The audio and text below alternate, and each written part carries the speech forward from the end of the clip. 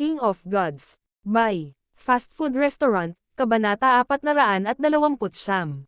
Napakapangit.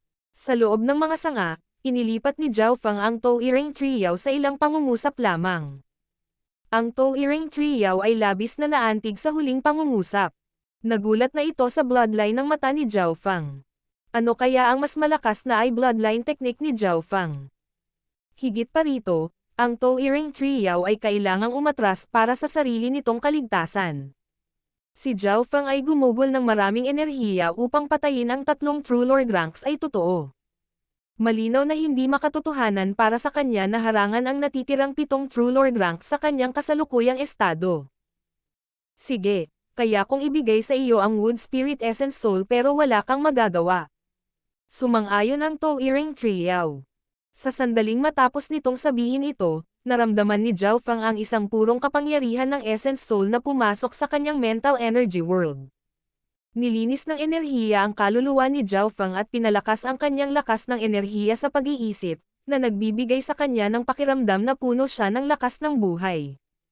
Ang edad ng Touyiring Triyaw ay tiyak na mabibilang ng 10,000 taon at ang Wood Spirit Essence Soul na mayroon ito ay isang mahalagang kayamanan ng kalikasan. Maging ang mga nasa Origin Core Realm ay makikinabang sa Wood Spirit Essence Soul at nakakatulong para sa kanila na maunawaan ang Void God Realm. Ang epekto ng mga kaluluwa ng Wood Spirit Essence ay mas kitang-kita kay Zhao Feng dahil ang core ng spiritual ay ng kanyang Diyos ay ang Soul. Mahusay. Brother Tree, napalakas ang aking mental energy at sa pag-alalay sa akin ng Essence Soul na ito, naniniwala ako na ang kapangyarihan ng bloodline ng aking mata ay magiging mas malakas. Masaya si Zhao Feng. Sinabi niya ito para mabawasan ang pag-iingat ng Touyiring Tree na siyaw sa kanyang sarili at para ito ay lubos na umalalay sa kanya. Sa katotohanan, ang sitwasyong ito ay sinadya ni Zhao Feng. 30 hanggang 40% pa lang ang nagamit niya sa eye powers niya pero sa ibabaw, parang gumamit siya ng maraming energy. Nagamit na niya ang kanyang eye bloodline ng walang limitasyon bago at sa dulo. Gumamit siya ng 3 major eye bloodlines techniques. Siyempre, kailangang patayin si Mo Yu dahil siya lang ang makakahadlang sa Dark Silver Poison Corpses Poison. Kung hindi pinoprotektahan ni Mo Yu ang iba, sino ang maglalakas loob na sugurin at papatayin si Zhao Feng? Ngayon ay maaaring humingi ng tulong si Zhao Feng sa Touyiring Triyaw at tutulungan siya ng huli dahil nakakita ito ng pag-asa mula sa lakas ni Zhao Feng. Nang matanggap ang suporta ng Wood Spirit Essence Soul, ang kaluluwa ni Zhao Feng ay lumakas. Bahagyang tumaas ang level ng kanyang mental energy at mabilis na bumabawi ang enerhiyang ginugol niya noon. Sana huwag mo akong biguan. Itong Wood Spirit Essence Soul ang aking core. Ang pagsuporta sa iyo ay gagamitin din ang lakas ng aking core. Napabuntong hininga ang Touyiring Triyaw. Pinilit itong gawin. Kung hindi dahil sa sitwasyon ng buhay o kamatayan, tiyak na hindi gagamitin ng Touyiring Triyaw ang core nito para suportahan ang ibang tao. Kasabay nito, nakatakas si Chigwei pabalik sa 6 pang True Lord ranks na may maputlang mukha. Sa hangin, ang mga ekspresyon ng 7 True Lord ranks ay solemna. Sino ang mag-aakala na ang isang True Mystic rank genius na tagalabas ay napakalakas na pumatay ng 3 True Lord rank nang hindi man lang nasaktan? Ang bloodline ng mata ko ay gumamit ng maraming enerhiya at hindi ko magagawang labanan ang brat na iyon sa maikling panahon. Nakaramdam ng pasasalamat si Chigwei. Ang pagkamatay ni Mo Yu ay yumanig sa kanyang puso. Kung hindi dahil sa kanya, siya ang mamamatay. Nangangahulugan ito na iniligtas siya ni Mo Yu gamit ang sarili niyang buhay. Chigwei, kahit na nabigo kayo, at least alam namin ang lakas ni Zhao Feng. Zhuang Wonner ay tumunog. Dapat nating patayin itong Zhao Feng. Ang karaniwang walang ekspresyon na mukha ni Ye Yanyo ay puno ng lamig. 2 sa nahulog na 3 True Lord ranks ay nagmula sa Pure Moon Spiritual Sect. Dahil dito, lalo siyang nakonsensya. Kung hindi dahil nalinlang siya ni Zhao Feng, hindi sana madaling mamatay si Yu Luo at ang iba pa. Pinanood ng 7 True Lord rank si Zhao Feng sa mga puwang sa mga sanga. Ang mukha ni Zhao Feng ay maputlang puti at nagpapahinga. Pagkatapos patayin ang 3 True Lord ranks, maraming enerhiya ng brat na ito ang mauubos. Ngayon na ang oras para sundan at salakayin ang Toiring Trio o patayin siya. Iminungkahi ni Chigwei at ang 6 pang True Lord ranks ay tumango bilang pagsang-ayon. Teka, parang iyon ang kapangyarihan ng Wood Spirit Essence Soul. Biglang may naramdaman si Zhuang Wonner at lumingon kay Zhao Fang. Hindi maganda, mayroon siyang suporta sa mga core ng Toiring Trio. Napagtanto din ito ni Ye Yanyo. Ang cultivation ng dalawa ang pinakamataas at hindi nagtagal ay nakita nila ang pagbabago sa katawan ni Zhao Fang. Malinaw na ginagamit ni Zhao Fang ang Wood Spirit Essence Soul para mabawi ang kanyang lakas. Nakakatawa. Anong uri ng kapalaran ang mayroon ang batang ito upang hayaan ang Toiring Trio na magbigay ng sarili nitong diwa sa kanya? Ang puting mukha ni Chigwei ay nabaluktot at puno ng galit ang kanyang boses. Ang iba pang 6 na True Lord ranks ay nagalit lahat. Ang 3 sekta ay nagsama-sama upang salakayin ang Toiring Trio para sa Wood Spirit Essence Soul nito at iba pang mga kayamanan, ngunit ngayon ay nakuha na ito ni Zhao Fang ng napakadali. Para bang ang kanilang mga pag-atake ay nagbigay kay Zhao Fang ng pagkakataong ito. Nakakatawa.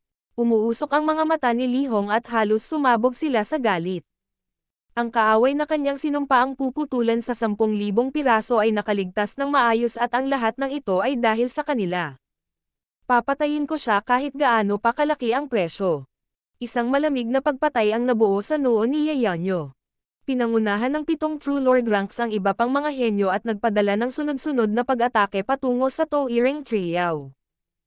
Ngayon na ang pagkakataon na sirain ang Toiring Trio at patayin si Zhao Fang. Kahit na ang pagpapahina lang sa Toiring Trio ay maglalagay sa panganib kay Zhao Fang. Sa ilalim ng pagtutulungan ng 7 True Lord ranks at mga henyo ng 3 sekta, mas malakas ang kanilang mga pag-atake. Marahil sa ilalim lamang ng sitwasyong ito ay tunay na magkakasama ang 3 sekta. Si Zhao Fang ay nakaupo pa rin at hindi natinag sa mga pag-atake. Shua! Sa isang iglap, lumapag si Zhao Fang sa tabi ng lupa. Whoosh! Isang dugong pilak na bangkay ang iniangat ng ilang ugat. Ang lakas ng labanan ng mga Blood Silver Corpses na ito ay maihahambing sa unang yugto ng True Lord rank at ang depensa nito ay mas malakas kaysa sa iba sa unang yugto ng True Lord rank. Ang bangkay na ito ay isa sa mga meat shield kapag nakikipaglaban sa higanteng alakdan.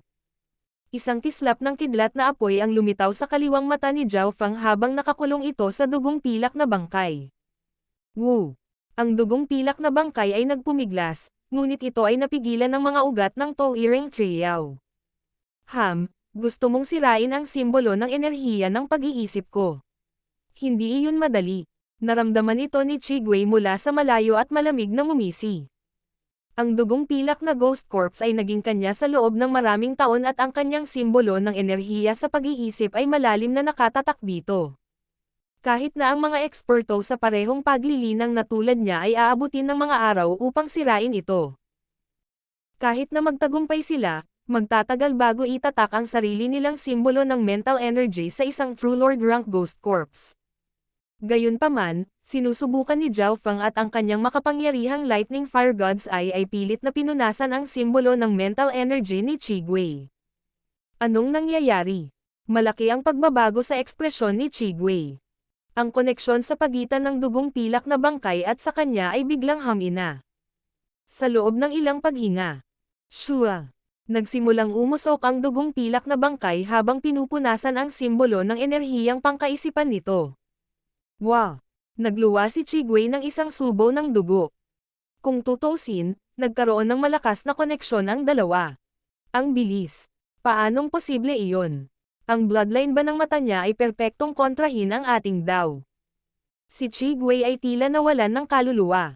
Sa pamamagitan ng pagpunas ng simbolo ng enerhiya ng pag-iisip ni Chigwei sa dugong pilak na bangkay, muling sinaktan ni Zhao Fang ang isip ni Chigwei.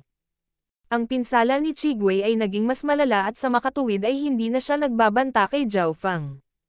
Kaagad pagkatapos noon, inilipat ni Zhao Fang ang kanyang God Spiritual Eye at pagkatapos ay inilagay ang kanyang mental energy na simbolo sa dugong pilak na bangkay. Bagamat sa prosesong ito, ang dugong pilak na bangkay ay nakipaglaban dahil naabot nito ang True Lord rank, ang God Spiritual Eye ni Zhao Fang ay napakalakas.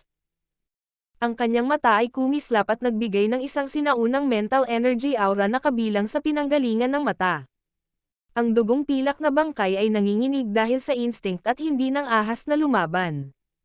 Para itong isang munting multo na yumuyuko sa isang Diyos. Maging ang essence soul ng Tao-Earing Trio ay nagsimulang manginig.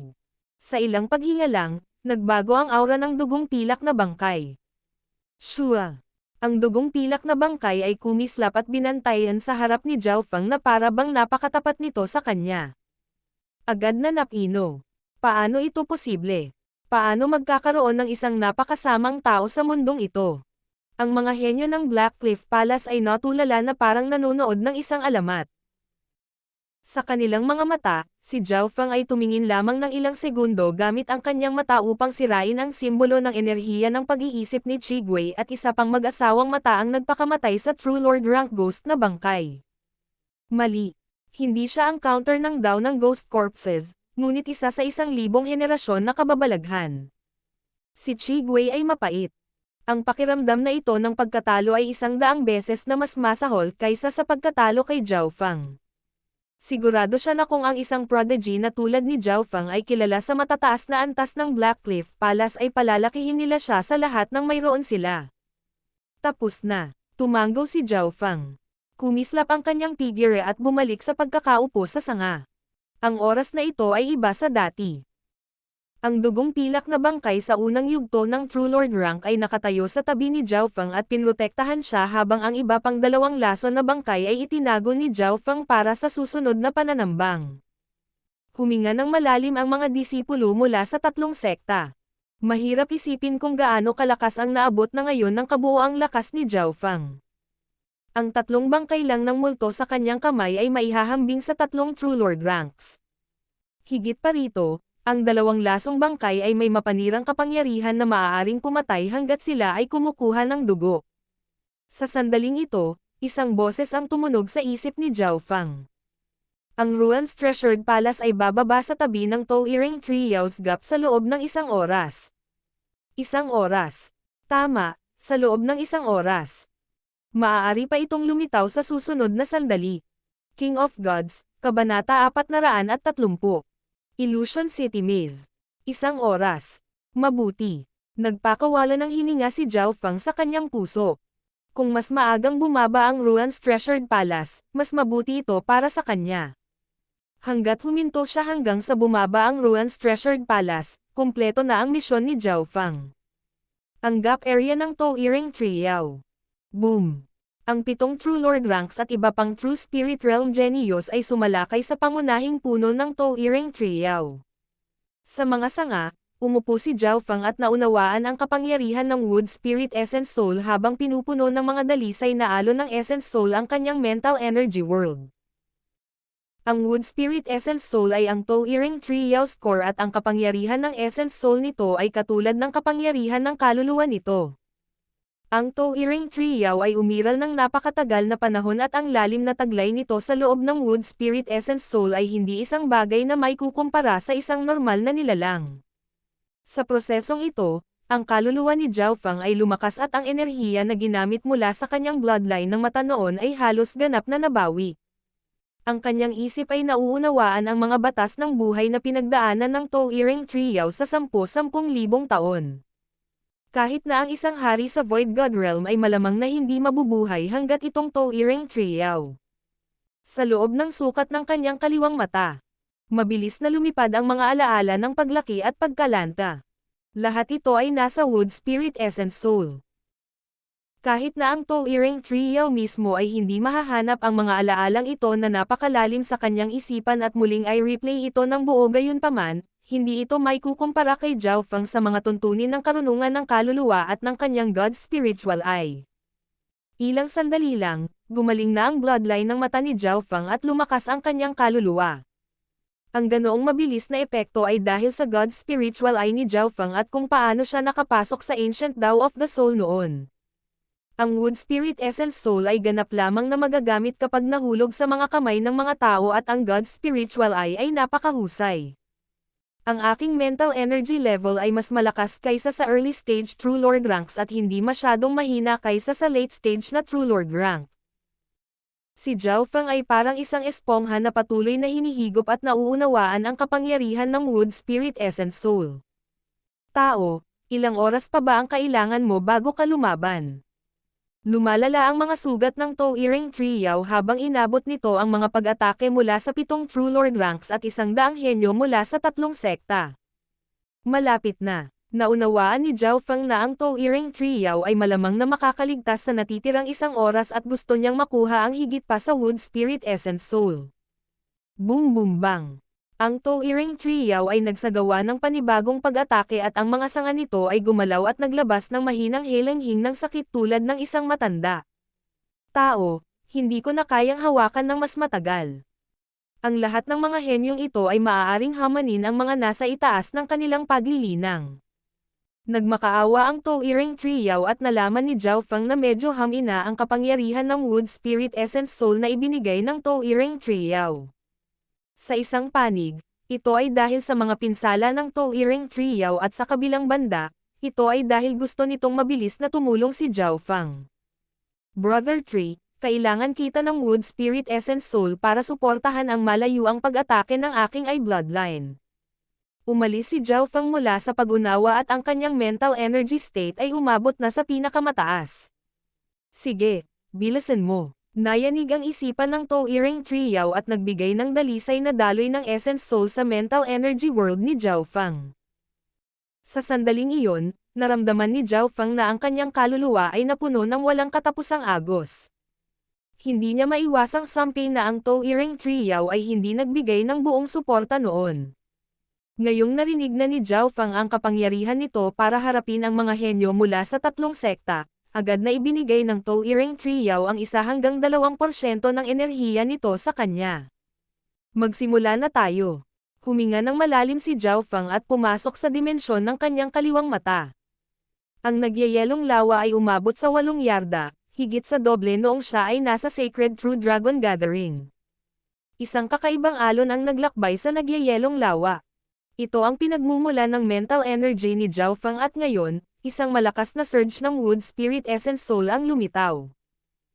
Nangangahulugan ito na makokontrol ni Zhao Feng ang kanyang God Spiritual Eye at gawin itong mas matagal. Sa ilalim ng sirkulasyon ng God Spiritual Eye, ang Tao-Earing Trio ay nagsimulang maging hindi mapakali at manginig mula sa kaluluwa nito. Pati ang dugong pilak na bangkay sa malapit ay nanginginig sa takot. Mag-ingat kayong lahat. Malaki ang pagbabago sa ekspresyon ni Chigwei habang binabalaan niya ang mga henyo ng 3 sekta. Si Chigwei ay nasugatan mula sa pakikipaglaban kay Zhao Feng noon at hindi na niya nagawang lumaban pa. Napahinga siya sa gilid ngunit binantayan niya si Zhao Feng at naramdaman ang mga kilos ni Zhao Feng nang gumalaw ang huli. Ang unang target ay ikaw. Lightning Fire God's Eye. Pinalaki ni Zhao Feng ang kanyang kaliwang mata at isang maliwanag na apoy ang lumitaw sa kanyang kaliwang mata. Whoosh! Isang bola ng transparent na apoy ng kidlat ang bumalot kay Chigwei. Ang kapangyarihan ng Lightning Fire Gods ay sa pagkakataong ito ay mas malakas kaysa dati. Arg!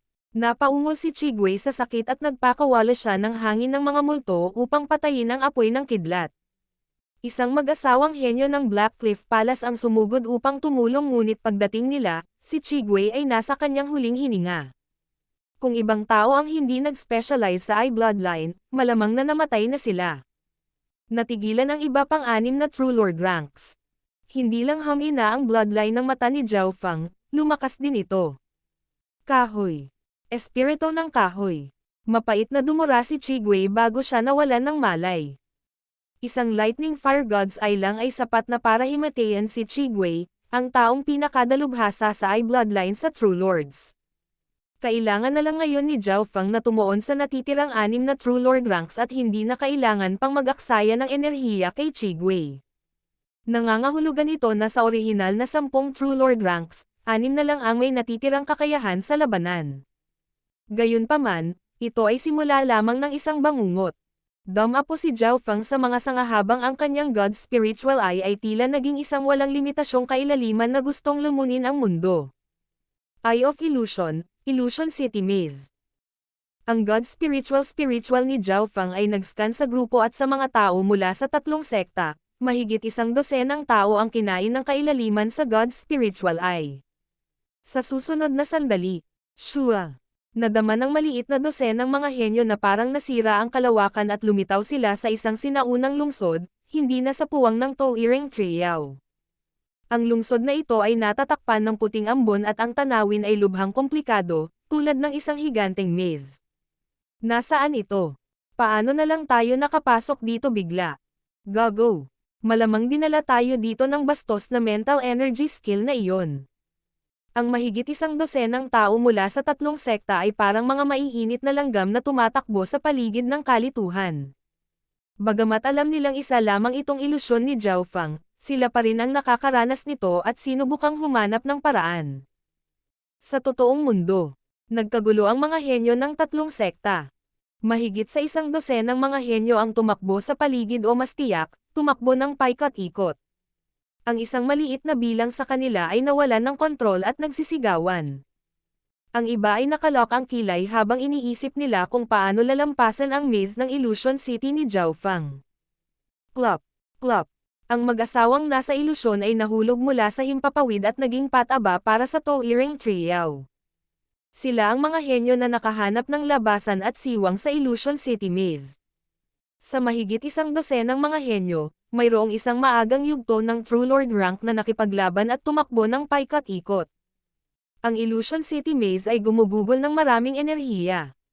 Sa kabutihang palad, mayroon akong suporta sa kaluluwa ng Wood Spirit Essence. Tumayo si Zhao Fang at nagsimulang mag-improvise ng kanyang Illusion City Maze. Ang Illusion City Maze ay kabilang sa Eye of Illusion at gumamit ng mga ilusyon para pigilan ang kalaban.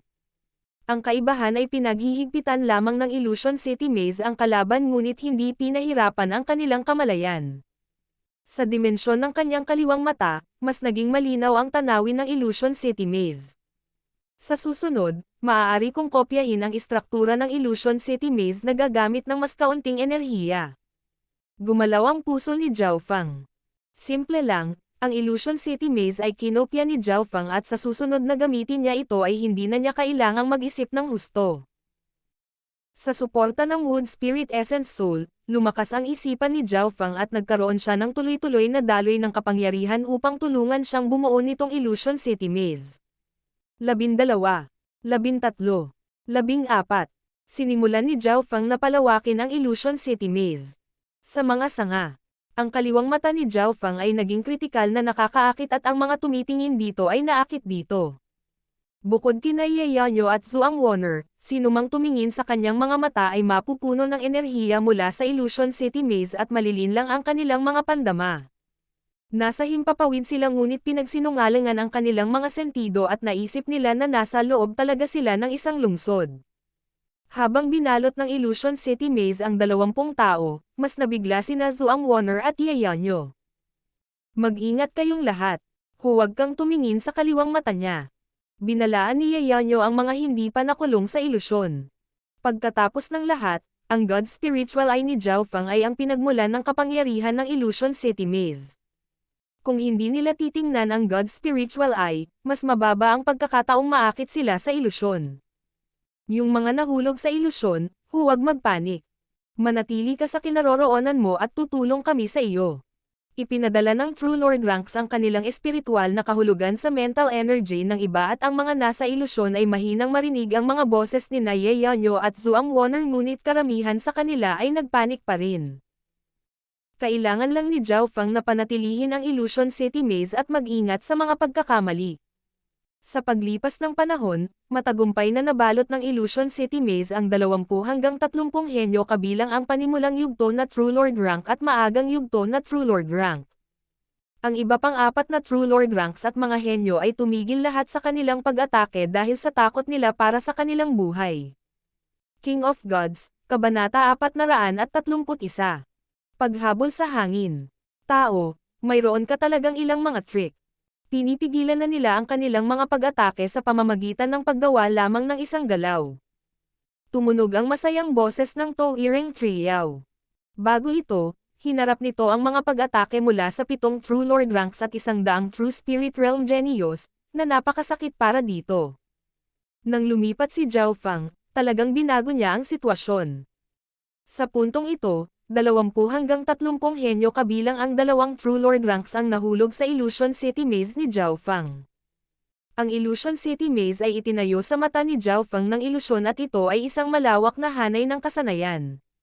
Sa mga tuntunin ng kalaliman, ang Illusion City Maze ay hindi mas mataas kaysa sa Eye of Illusion ngunit ang kahirapan nito ay isa itong malawak na mental energy na kasanayan at maaaring makahuli ng malaking bilang ng mga kaaway. Bago ito, si Zhao Fang ay pinaghigpitan ng kanyang paglilinang at hindi sinubukang gumawa ng ganoong kasanayan. Higit pa rito, ito ang unang pagkakataon na nakatagpo ni Zhao Fang ang mga kalaban na sinubukang manalo gamit ang mga numero. Karamihan sa mga nakalaban niya noon ay nag-iisa o nasa isang maliit na grupo. Ang apat na bloodline skills ay higit pa sa sapat. Ang Illusion City Maze ay ginawa sa ilalim ng sitwasyong ito.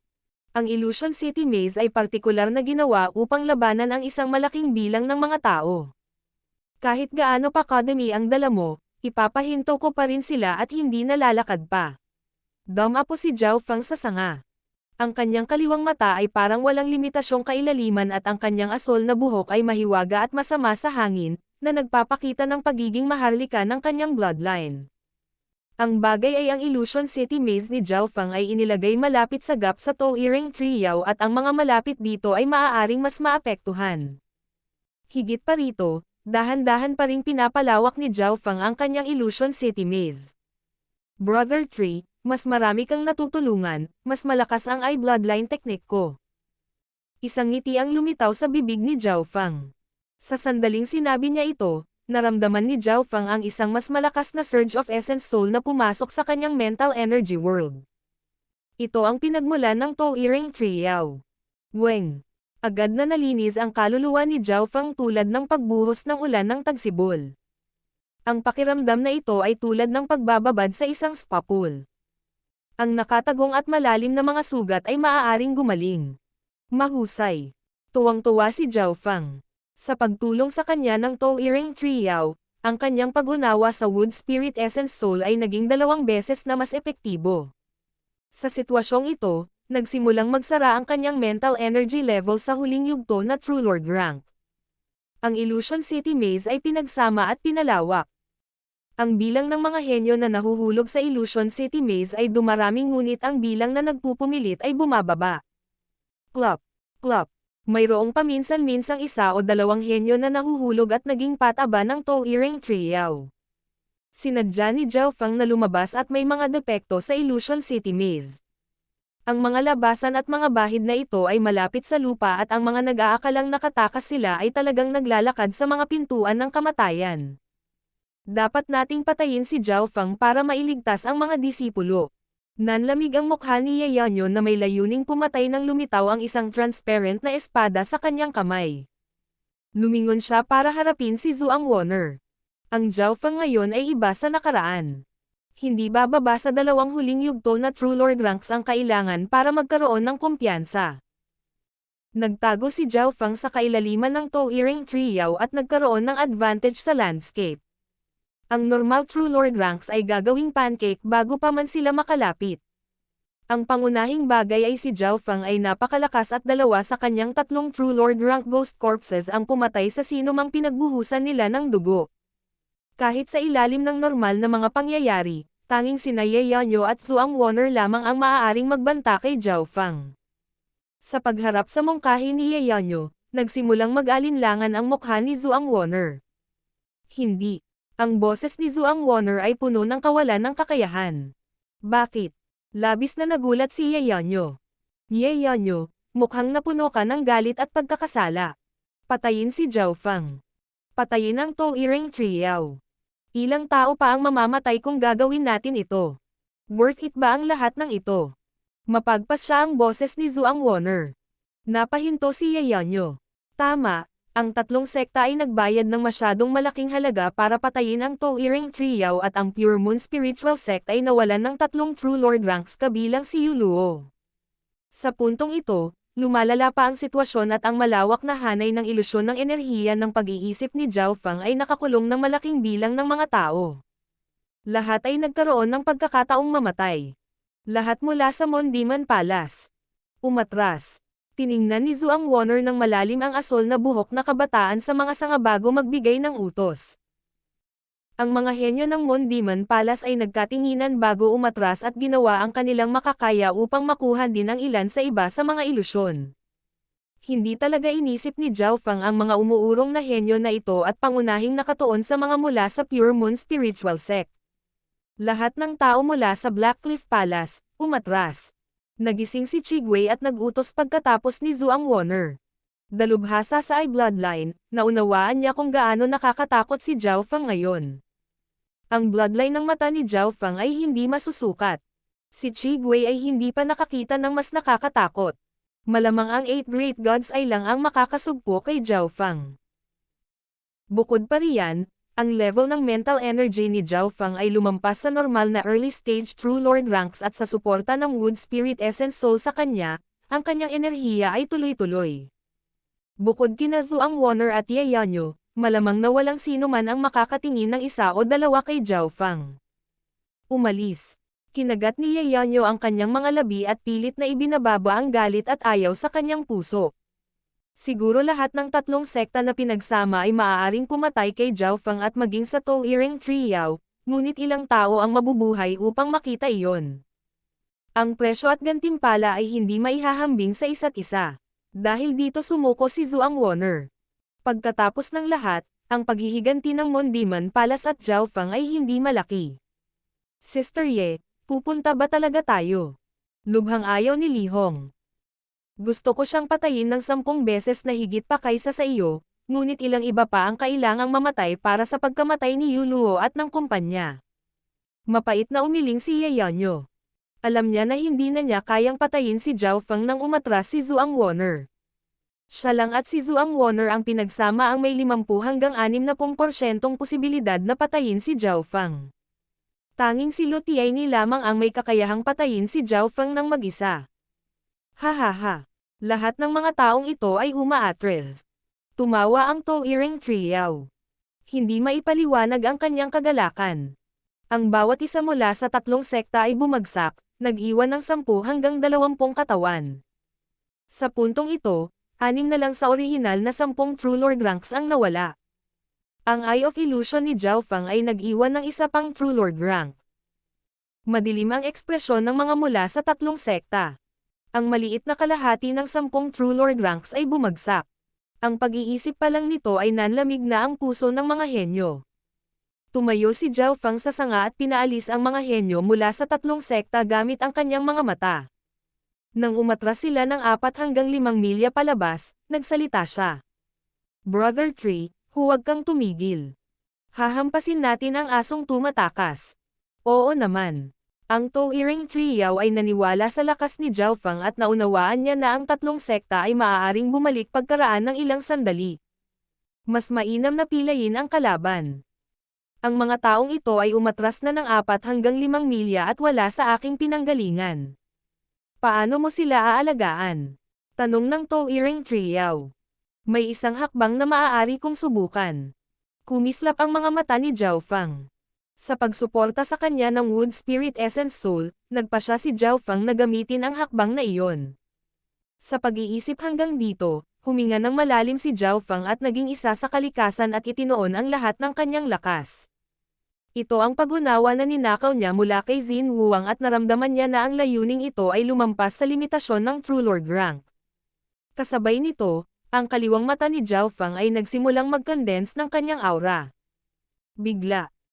Isang sinaunang, hindi masusukat, nakakatakot na aura na nagmula kay Zhao Feng at ang Touring Trio sa ilalim ng mga paa ni Zhao Feng ay naging hindi mapakali. Ang aura na ito ay tila nagmula sa sinaunang panahon. Maaaring ito ay mula sa 10,000 ancient races. Imposible yan. Ang Wood Spirit Essence Soul ng Touring Trio ay dumaloy sa Zhao Feng nang walang kontrol. Hehe, kaya ganyan yan. Ang misteryosong kabataang naglalabas ng sinaunang aura ay biglang tumawa ng mahina. Kaagad pagkatapos noon, naramdaman ng Touring Trio na parang nawalan ng kaluluwa ang katawan ni Zhao Feng. Shua! Nawala ang kamalayan ni Zhao Feng mula sa kanyang shell at humakbang sa mga ulap. Kasabay nito, ang mga henyo ng tatlong sekta ay umatras ng 5 hanggang 6 na milya, mula sa hanay ng mga ugat ng Toiring Triao. Magpahinga ang lahat. Hindi maglalakas loob na lumabas ang brat na iyon kahit na mayroon pa siyang 100 lakas ng loob. Ang bastos na ito ay umaasa lamang sa proteksyon ng Toiring Triao. Kung maglakas loob siyang sumunod, mahahanap niya ang sarili niyang kamatayan. Umalangaw-ngaw ang mga boses mula sa grupo. Gayunpaman, sa pagkakataong ito, ang lahat ay nakaramdam ng hindi mapakali na presyon. Tila may mata sa langit na malamig na nagmamasid sa bawat kilos nila. Ang pagkabalisa at presyon ay naging mas malakas at mas malakas. Ang ilan sa mga may mababang cultivation ay naramdaman na nilalamig ang kanilang katawan at para silang hinuberen at itinapon sa pool ng yelo. Anong nangyayari? Iyon. Ang isang mag-asawang henyo ay tumangala at agad na naparalisa. Nanginginig ang mga boses nila at natulala. Parami ng parami ang tumangala sa langit at tila tinamaan ng kidlat. Walang kamalay-malay, isang transparent na asol na Eye of Heaven ang lumitaw sa kalangitan at malamig na nakatingin sa lupa sa ibaba. Yung mata. Nanginig ang puso ni Naya Yanyo at Zhuang Warner. Ang lahat na nasa ibaba ng True Lord rank ay nanginginig dahil sa pressure. Itong mata na naman. Anong klaseng kapangyarihan meron ito? Huminga ng malalim si Chigwei. Bagamat ito ang pangalawang pagkakataon na nakita niya ang Eye of Heaven, ang kapangyarihang dulot ng mata sa unang pagkakataon ay hindi kasing lakas nito. Gayunpaman, ang aura at momentum na dulot ng mata na ito ay isang bagay na maaari lamang tingnan ni Chigwei. Sinabi ng instinct kay Chigwei na ang mata na ito ay may kapangyarihan na hindi niya maisip. Ito ang sinusuri ni Zhao Feng. King of Gods, Kabanata 432. Lu Tianyi. Ang mga disipulo ng tatlong sekta ay nagtaas ng ulo at tumingin sa langit. Nanginig ang kanilang mga puso at dahil sa hindi maipaliwanag na mental energy pressure, hindi sila makahinga. Sa kalangitan, isang Eye of Heaven na tila umiral kasama ang langit at lupa ay kumikinang na asol habang malamig itong tumingin sa lupa. Parang pamilyar ang mata na ito. Maaaring ito ay si Yeonyo at ang mga kasama ay tumingin sa kailaliman ng kagubatan na hindi makapaniwala at maraming mga henyo ang napagtanto na ang mata na ito ay lubos na katulad ng kaliwang mata ni Zhao Feng. Huminga ng malalim si Chigwei mula sa Black Cliff Palace at siya ang unang nakakilala sa mata na ito. Sa sandaling ito, ang Eye of Heaven na ito ay nagdulot ng malaking presyon sa mga henyo. Chigwei, parang may alam ka. Ano ang mata na ito at anong kapangyarihan ang taglay nito? Kahit na ang isang kasing lakas ni Yeonyo ay kailangang pigilan ang pagkabalisa sa kanyang puso. Ang Eye of Heaven ay tumingin sa ibaba at hindi masukat. Ang alam ko ay limitado, ngunit maaari kong kumpirmahin na ang mata na ito ay maaaring gumamit ng mental energy pressure at minsang ginamit ni Zhao Feng ang kasanayang ito 100 hanggang 200 milya ang layo upang patayin ang aking Ghost Eye Dark Lantern. Nakasulat sa mukha ni Chigwei ang pag-iingat. Iyon ang unang pagkakataon na nag-away ang dalawa sa tuntunin ng mga bloodline. 1 hanggang 200 milya. Parehong nagulat sina Zhuang Warner at Yeonyo. Kahit na ang mga nasa Origin Core Realm ay walang ganoong kakayahan na umatake mula sa napakalayo. Ano ang limitasyon ng Eye of Heaven ni Zhao Feng noon? Si Zhao Feng lang ang nakakaalam ng sagot. Ang kanyang God Spiritual Eye ay maaaring umabot hanggang sa kung gaano kalayo ang kanyang nakikita. Sa pagtaas ng kanyang paglilinang, ang God Spiritual Eye ni Zhao Feng ay nakakakita mula sa 1,000 milya ang layo. Kung wala ang mga paghihigpit sa kanyang mga pandama, walang kahirapan sa kanya na makakita ng 2,000 milya. Siyempre, ang layo ng kanyang nakita, mas maraming enerhiya ang ginamit. Sa ilalim ng mga normal na sitwasyon, hindi ito gagawin ni Zhao Feng. Ganyan ang pakiramdam. Ang kamalayan ni Zhao Feng ay bumagsak sa mga ulap at pinagmasdan ang lupa sa ibaba. Parang minamaliit niya ang mundong nilikha niya. Ang paggawa lang nito ay nasa sabik na siya. Siyempre, sa prosesong ito, mabilis na nagamit ang enerhiya ni Zhao Feng. Bagamat malaki pa rin ang paggamit ng enerhiya, ito ay mas maliit kaysa dati. Nagulat si Zhao Feng. Ang dahilan kung bakit niya ginamit ang Eye of Heaven ngayon ay para gamitin ang Wood Spirit Essence Soul para suportahan siya. Sa pamamagitan ng kanyang pagsusuri, dumating si Zhao Feng sa conclusion na ang paggamit ng enerhiya ay mag-iiba depende sa distansya.